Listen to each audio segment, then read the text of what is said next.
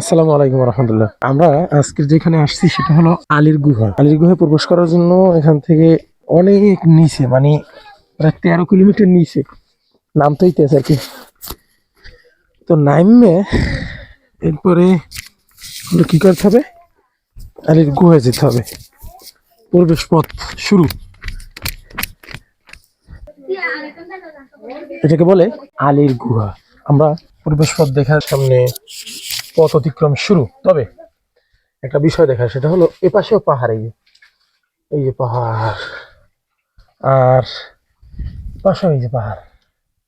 হ্যাঁ, মাঝখান থেকে একটা পথ একদম খুব সরু, এই যে পাহাড়ের এই অংশ, এই যে এই যে এই যে এই যে এই যে এই যে বাহ, আরে বাহ, ওয়াও ওয়াও। এর পথ শুরু, চলতেছি, কুয়াশা কুয়াশা ভাব, ভয় ভয় লাগতেছে বাবা। ও, আমার সামনে যেতে হবে অবশ্যই, যদি কোনো সাপ পাওয়া যাবে না।